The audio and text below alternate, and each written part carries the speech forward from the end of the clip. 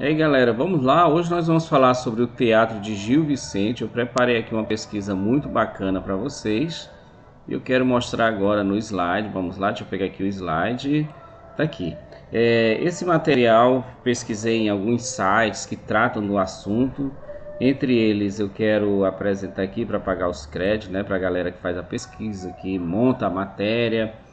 O educaçãouol.com.br é o principal site aqui dessa pesquisa, mas tem outros. Bom, então vamos lá, o que diz esse site sobre o humanismo? Começa caracterizando aqui o humanismo como sendo o nascimento do teatro em Portugal, que é um fato verdadeiro. Teatro em Portugal, teatro popular, aquele teatro desvinculado da igreja, ele surge aqui nesse período do humanismo e tem o Gil Vicente como seu principal personagem, né, principal escritor, que é o teatrólogo. Pode-se dizer que, em boa parte, o teatrólogo e autor português Gil Vicente é fruto da época. Qual é a época? O humanismo. Criou o que se convencionou chamar de teatro vicentino, caracterizado pelo poder da sátira. Vocês vão lembrar das cantigas satíricas, que tinha como finalidade satirizar alguém, né, alguma personagem da sociedade. Então o teatro Gil Vicente segue nessa linha da sátira, do humor, para ridicularizar as personagens que deveriam dar exemplo, que se de repente se viam metidos em escândalos, em corrupção. Então o teatro Gil Vicente ele vai ser esse teatro da sátira. A biografia de Gil Vicente é repleta de incertezas, as datas não são certas, nós não temos certeza exata de quando nasceu, exatamente a data, né, que ele morreu. A gente sabe do período que ele viveu aqui, aproximadamente, veja só, que é uma data aproximada, entre 1465 e 1536, no contexto que se convencionou chamar de humanismo português. Então ele vive nesse período aqui, a data exata nós não temos. É um período iniciado aqui, o humanismo português, né? Iniciou-se em 1418, quando Dom Duarte nomeou Fernão Lopes guardador da Torre do Tombo, que era uma espécie de arquivista nacional. Era o cronista-mor, né? Ele era o guardador da Torre do Tombo, ele era responsável pelo Arquivo Geral de Portugal, o arquivo central do Estado português desde a Idade Média.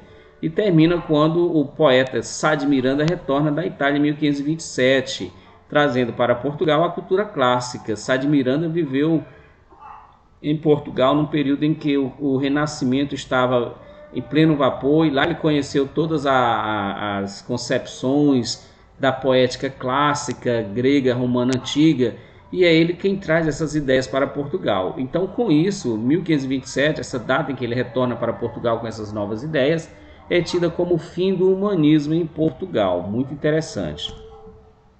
Bom, o humanismo é o período de transição, isso aqui a gente já viu na aula anterior, né? O período de transição entre a Idade Média e a Idade Moderna, e caracteriza-se pelo crescimento das cidades, as cidades voltam a crescer, né? Seu reflorescimento, e enfraquecimento de quê? Do feudalismo, com a perda do poder dos senhores de terras, os reis se aliam aos burgueses, os senhores das terras enfraquece seu poder econômico e o rei se alia a quem? A classe que está surgindo com todo o poder, que é a burguesia, principalmente comerciantes, passando a dividir a igreja,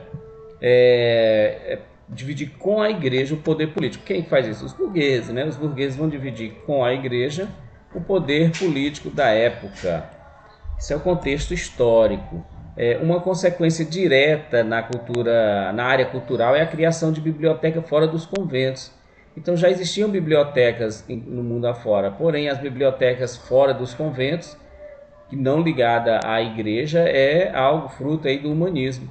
Os direitos ligados à individualidade, também os direitos individuais, também são valorizados. Começa a se abandonar o teocentrismo, em busca de valores relacionados às próprias possibilidades de desenvolvimento, mas sem abandonar totalmente o temor a Deus. Então a gente viu isso aqui no próprio fundador, o pai do humanismo, né, o Petrarca, Francisco Petrarca, que não via nenhuma contradição entre aceitar a potencialidade humana e manter-se a fé em Deus.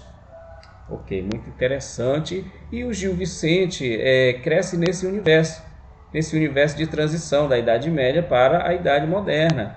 Escreveu autos, comédias e farsas. São 3 tipos de peça. O auto é aquela peça de cunho religioso. Aí vocês vão lembrar do o Alto da Compadecida, muito famosa aqui no Brasil, do Ariano Suassuna. o Alto da Compadecida.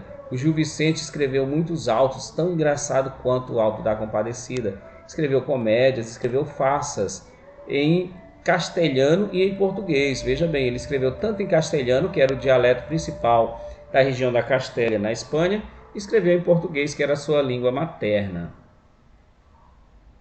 São conhecidas 44 peças dele, veja bem, 44 peças, 17 em português, 11 em castelhano e 16 são bilíngues, ou seja, ele escreveu 16 peças nas duas línguas. Destacam-se dois gêneros. Quais são os gêneros? Os autos, com a finalidade de divertir, de moralizar ou difundir a fé cristã, e as farsas. O que são as farsas? São peças cômicas de um só ato, com enredo curto e poucas personagens extraídas do cotidiano. A farsa de Inês Pereira, a farsa do Velho da Horta são as principais farsas do Gil Vicente. Ambos são plenos de críticas à sociedade, né? Tanto as farsas como os autos. Entre os autos, né, o que vai se destacar aqui nos autos de Gil Vicente? A trilogia. Por que trilogia? Porque são três autos, que é chamada Trilogia das Barcas, que a gente vai ter aqui, ó. O Alto da Barca do Inferno, que foi 1517, o Alto da Barca do Purgatório, 1518, e o Alto da Barca da Glória, 1519. Reúne peças de moralidade que constituem uma alegoria dos vícios humanos. Então veja bem aqui, esses autos representam os vícios humanos. As personagens ali são personagens tipos que representam os vícios, a glutonaria, a depravação, a fornicação, a usura e outros. O Alto da Alma, 1518, encena a transitoriedade do homem na vida terrena e os seus conflitos entre o bem e o mal. Veja que aqui as peças têm esse tema, esse cunho religioso, né, para levar o homem ao caminho do bem. As farsas, como Quem Tem Farelos, em 1515, Mofina Mendes, 1515 também, a farsa de Inês Pereira, 1523, realizam quadros populares de força moral e simbólica, num tom cômico contundente, tom cômico, ou seja, num tom engraçado, é feita para divertir. Isso porque o Gil Vicente tinha um projeto de literatura para fazer a conscientização das pessoas.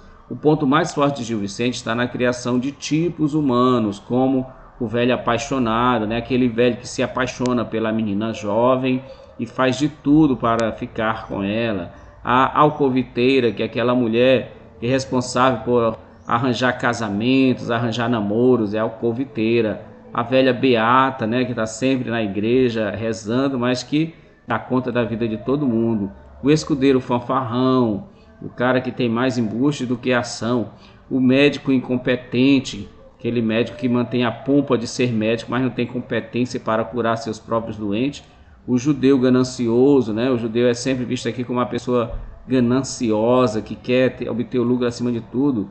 O fidalgo decadente, o fidalgo aqui era os donos de terra que estava decadente, já sem nenhuma condição financeira para sobreviver. A mulher adúltera e o padre corrupto. Então essas são as personagens tipos que formavam a sociedade daquela época, e são essas personagens que vão ser, digamos assim, emparedadas nas peças do Gil Vicente.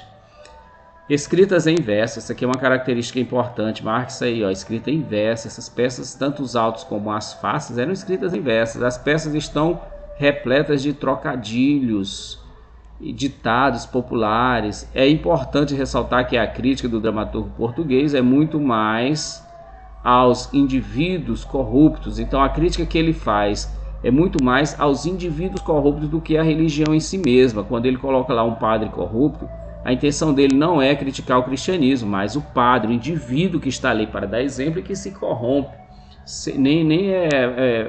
Ele pretende criticar os dogmas e as hierarquias da igreja, mas o indivíduo em si.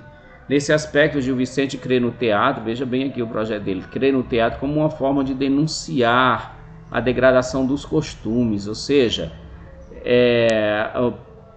os costumes cristãos estão, né, no final da Idade Média, entrando em decadência, né? E o Gil Vicente coloca nas peças, ridicularizando as pessoas que se corrompem, como uma forma de mostrar a degradação humana. O padre que se corrompe é uma personagem degradante que chega a causar riso. seja na igreja, na família, entre as classes profissionais, como os médicos e os sapateiros, que eram classes profissionais bastante valorizadas naquela época. Acima de tudo, acredita no poder do riso. Veja bem, isso aqui é muito importante. O poder do riso como uma maneira de colocar o homem no bom caminho, aquele que se afasta do vício na direção da virtude. Por que o riso como uma forma de colocar o homem no bom caminho? Ora, quando ele ridiculariza ali, por exemplo, o padre que se corrompe, o médico que não sabe curar, né? Então ele é uma maneira dele querer que as pessoas não caiam no ridículo como esses personagens caíram. Então é uma maneira que ele tem de tentar colocar as pessoas, de ensinar as pessoas a irem para o bom caminho, como acreditava ele naquela época.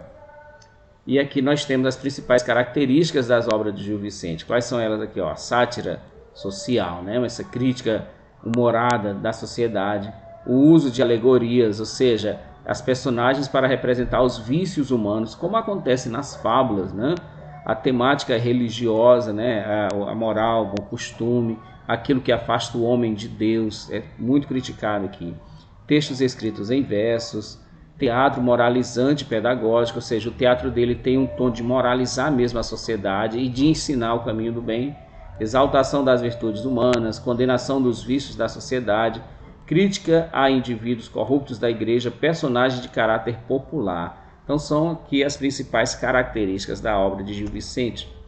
Atualmente a crítica especializada divide a sua obra em 3 categorias, né? Os críticos hoje atualmente vão dividir as obras de Gil Vicente em autos pastoris, que é a vida que mostra ali a vida campestre, autos de moralidade, que de caráter religioso, as farsas, que são situações cômicas, engraçadas.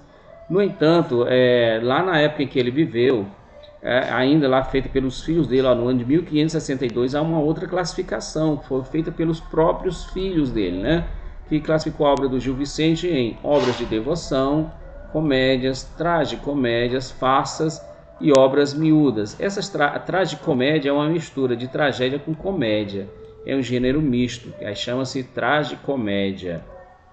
E aqui eu trouxe para vocês essa capa da obra O Alto da Barca do Inferno, que com certeza é a peça do Gil Vicente mais lida, mais conhecida no meio acadêmico. O Alto da Barca do Inferno, que conta a história das personagens da sociedade portuguesa daquela época, o padre, a alcoviteira, o fidalgo, os cavaleiros, o louco, o cara lá que emprestava dinheiro a juros. Então essas personagens morrem e chega numa beira de um rio onde tem 2 barcas. Uma que é comandada por um anjo, a barca que leva para a glória, e uma que é comandada pelo próprio demônio, que leva para o inferno. E as pessoas vão ser ali questionadas, vão questionar, né, o seu destino. Algumas querem ir para a barca da glória, mas são pouquíssimas que irão para a barca da glória. A maioria das personagens vai para a barca do inferno, pelos seus atos praticados aqui na terra, maus exemplos. Ok, aqui tem uma lista das obras do Gil Vicente para você ler. Veja bem, os principais aqui são, com certeza, o Alto da Visitação, 1502, o Alto Pastoril em Castelhano, 1502, Alto dos Reis Magos, 1503, essa daqui, Quem Tem Farelo, 1505, o Alto da Alma, o Alto da Índia. O que mais eu posso marcar aqui? O Velho da Horta, muito importante. O Alto da Barca do Inferno é a principal, com toda certeza. Eu digo isso aqui sem sombra de dúvida. Vou até botar um asterisco aqui. A Barca do Purgatório também é muito importante. A Barca da Glória. Aí nós temos as farsas, né? Vamos ver aqui. Farsa de Inês Pereira, muito importantíssima. O que mais eu posso marcar aqui como sendo assim uma das principais e mais conhecidas?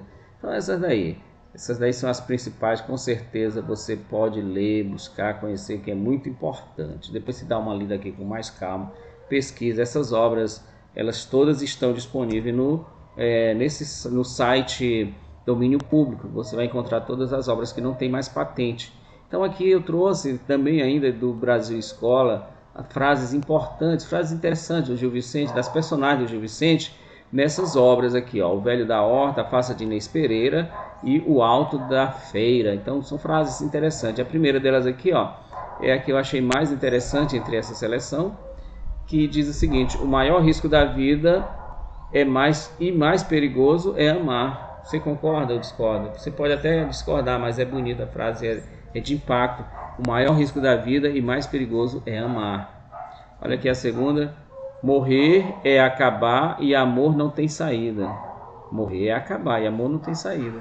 Amor não quer razão, nem contrato, nem cautela, nem preito, nem condição, mas penar de coração sem querela. Isso aqui é o amor, né? Não tem mais tristura que a morte a todos gasta. Clérigos e frades já não têm o céu o respeito, mingua-lhes as santidades e cresce-lhes o proveito. Veja só, uma crítica aqui direcionada aos frades, aos clérigos. Toda a glória de viver das gentes é ter dinheiro.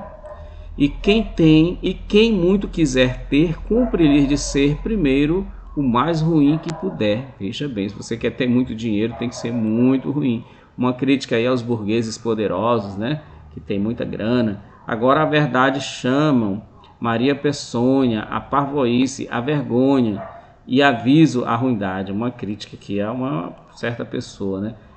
Quem bondade tem, nunca o mundo será seu, e mil canseiras lhe vêm. Veja bem aqui, uma crítica a quão difícil é a pessoa ser bom no mundo que valoriza e parece valorizar mais quem pratica maldade, né? Porque quem bondade tem, nunca o mundo será seu, e mil canseiras lhe vêm. Muito interessante mesmo.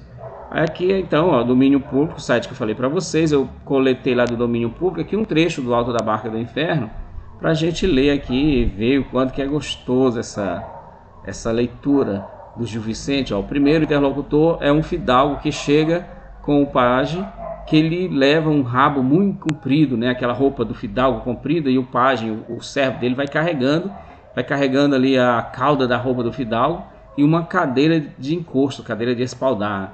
E começa o arraiz do inferno antes que o fidalgo venha. Aí aqui é o diabo gritando, ó: a barca, ola, que temos, gentil maré, ora venha o carro a ré, companheiro, feito, bem está, vai tu, muito é remar, e atesa aquele palanco, e despeja aquele banco, que a gente que virá. A barca, ua, asinha, que se quiser ir, ó, que tempo de partir, louvores a Belzebu, ora, sus, que fazes tu? Despeja todo esse leito, companheiro, em boa hora, feito, abaixará ramar esse cu, faz aquela poja lesta, bicho, que coisa terrível, né? E ali já aquela driça, companheiro, coçar, isso aí, diabo, que caravela esta, põe bandeira, que é festa, verga alta, âncora e pique, poderoso Dom Henrique, cá vindes vós, que coisa é esta? Vem o fidalgo e chegando ao batel infernal. Esta barca onde vai, ora, que assim está apercebida, vai para a ilha perdida, e há de partir logo essa hora.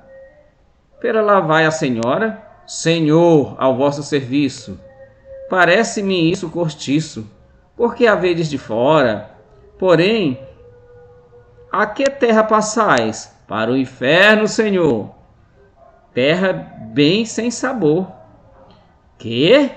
E também casombais? E passageiro achais pera tal habitação? Vejo-vos eu com feição para ir ao vosso cais, ao nosso cais. Parece-te a ti assim? Em que esperais ter guarida? Que deixo na terra a vida, quem reze sempre por mim, quem reze sempre por ti. E tu viveja a teu prazer, cuidando cá guarnecer, porque rezam lá por ti. Embarca, ou embarcai, que a vez de ir a derradeira, mandai meter a cadeira, que assim passou o vosso pai. Que? Assim lhe vai? Vai ou vem, embarcai prestes, segundo lá escolheste, assim cá vos contentai, pois que já a morte passaste, a vez de passar o rio. Não há aqui outro navio? Não, Senhor, que este fretaste e primeiro que expiraste me deste logo sinal. Que sinal foi este? Do que vós vos contentaste? Estoutra barca, me voou a barca. Para onde is? Ah, barqueiro, não me ouvis? Respondei-me, rola, uou! Muito bom, vocês veem aí o fidalgo, que é o homem rico, né? O senhor de terra, totalmente sem querer acreditar que vai para o inferno, né? O destino dele é a barca do inferno. E o último diálogo aqui desse trecho que eu coletei para vocês, ele tentando chamar a atenção do anjo que está na barca da glória. E esta outra barca, me vou a uma barca, para onde is? Aí o barqueiro não dá muita atenção para ele, ele diz: ah, barqueiro, não me ouvis? Respondei-me, rola, ou... Claro que o anjo não deu trela para ele, porque lá não era o lugar dele. O lugar dele era na barca do inferno. Muito bem, eu quero finalizar aqui com vocês com essa imagem que peguei desse site aqui, ó, Nova Imprensa. É um grupo teatral representando, encenando a barca do inferno. E aqui vocês visualizam, né, no cenário teatral, a barca da glória, né, o anjo na sua barca, e aqui a barca do inferno, que vai levar muitas personagens. Isso aí, galera. No próximo vídeo nosso nós vamos entrar um pouco nessa história para conhecer quem são essas personagens, quem é que afinal de contas conseguiu entrar na glória e quem é que foi destinado a ir para o inferno. Beleza? Então é isso, espero que vocês tenham gostado desse vídeo e aguardo vocês no nosso próximo. Um abraço.